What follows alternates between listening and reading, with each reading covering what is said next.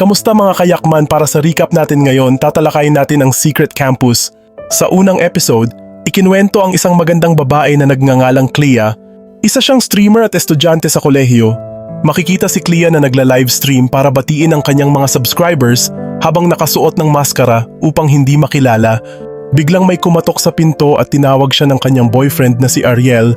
Hindi alam ni Ariel ang kanyang sideline sa isang pang-adult na website, kaya dali-dali niyang iniligpit ang kanyang mga gamit. Pagpasok ni Ariel, sabay silang kumain at sinabi ni Clea na hindi pa na ipapadala ng kanyang mga magulang ang pambayad sa tuition fee. Hiwalay na ang mga magulang ni Clea at ang kanilang pamilya ang priority nila. Sinabihan siya ni Ariel na huwag mag-alala dahil tutulungan siya nito. Pagkatapos nilang kumain, uminit ang eksena at si Ariel ay masipag na nag-araro sa bukid ni Kuya. Kinabukasan sa universidad, dalawa sa mga kaklase ni Clea ang nakikiusap na kumopya ng assignments, ngunit tinanggihan ito ni Clea. Lumapit ang kaklase niyang si Wendy at sinabing maliit lang ang kita sa kanilang online streaming services, kaya lumipat siya sa pagpapabook sa kliyente. Mas malaki raw ang kikitain ni Wendy kung magbobook sila sa kanilang alter account, ang website kung saan sila nagla-livestream.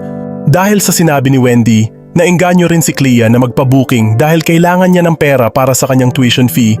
Kinagabihan, nag-post si Clea sa kanyang alter account na open na siya para sa booking at dinagsa siya ng mga mensahe na nag-uunahan sa kanya upang makapag-avail.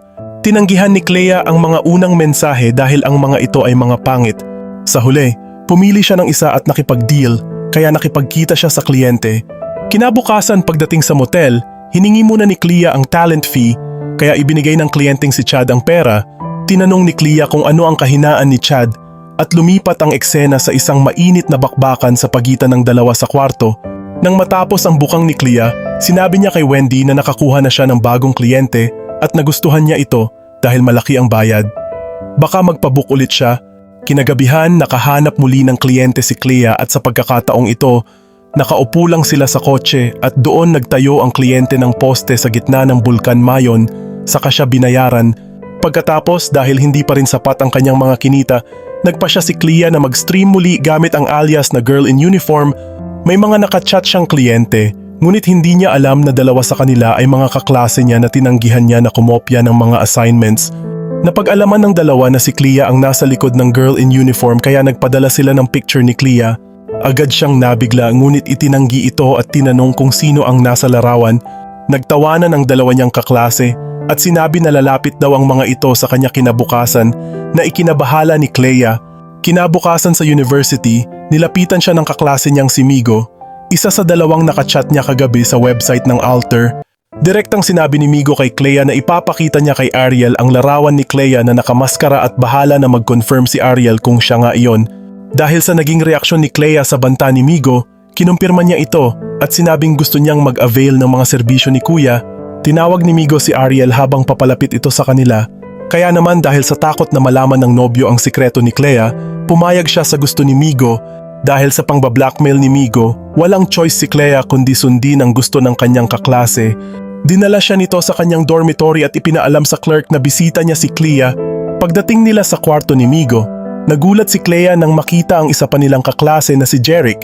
Roommates daw sila ni Migo at pinalayas muna si Jeric dahil may project lang silang gagawin ni Clea. Naiinis si Clea kay Migo pero magkaklase daw sila at wala yung issue kay Jeric. Bago sila magsimula, pinainom muna ni Migo si Clea ng alak at hiningi kaagad ni Clea ang bayad kay Migo, kaya binigay nito ang pera sa kanya. Dito ay inamin ni Migo na matagal na niyang sinusubaybayan ang character niyang Girl in Uniform sa Alter website, kaya kabisado na niya ang bawat kurbada ng katawan nito dahil palagi niyang pinapanood ang livestream nito. Nang magsimulang mag-araro si Migo sa bukid, nakiusap si Clea na walang ibang dapat makaalam ng kanilang ginagawa. Hindi sumagot si Migo at dito na nagsimulang uminit ang mga eksena. Biglang nakaramdam ng pagkahilo si Clea at napagtanto niya na may nilagay si Migo sa inumin ng dalaga. Tinulak ni Migo si Clea sa kama at tinawag si Jeric na naghihintay pala sa labas ng kwarto. Nahihilo man ay umiyak si Clea at sinabing hindi kasama sa usapan si Jeric. Kaya binato siya ni Jeric ng pera at sinabing iyon ang ambag niya. Habang ipinapilit ni Migo ang sarili sa kaklase, si Jeric naman ay may hawak na camera recorder at itinuon ang atensyon sa mga nangyayari sa loob ng kwarto. Maya-maya ay sumali na si Jeric sa Olympics nila at si Clea naman ay walang magawa kundi umiyak. Pagkatapos ng kanilang mukbang, tiniyak ni Migo kay Jeric na kapag nagising si Clea ay wala na itong maaalala dahil sa lakas ng tranquilizer na ginamit nito sa kanya.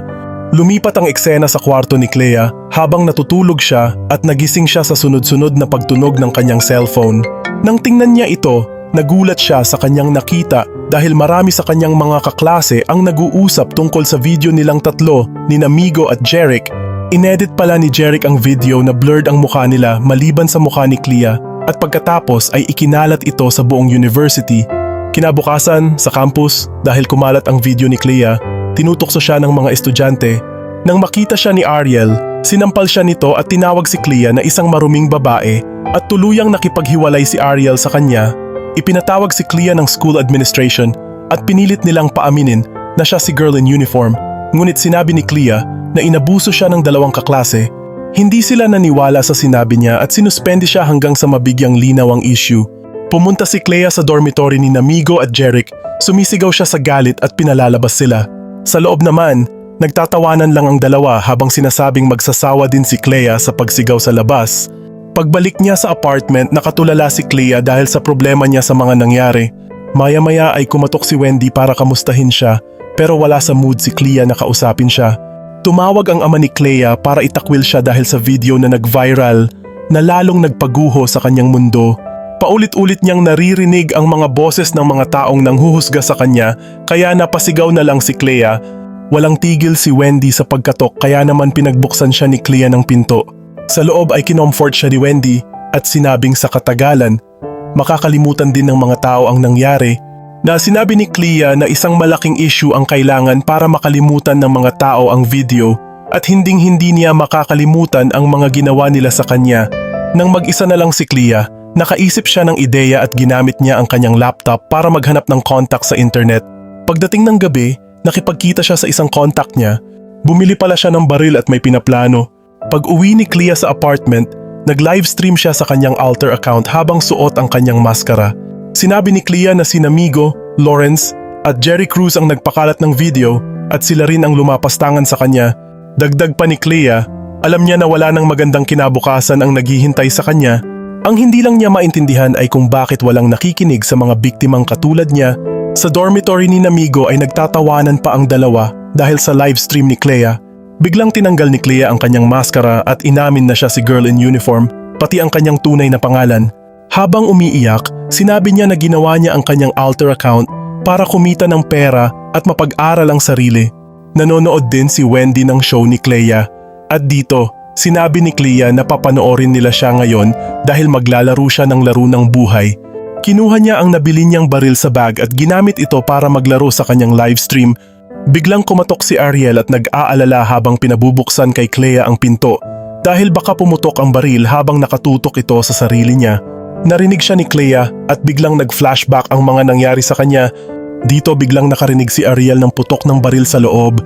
Nagtapos ang pelikula sa eksenang kausap ni Clea ang kanyang contact at ibinigay ang larawan at mga detalye ni Migo at Jeric.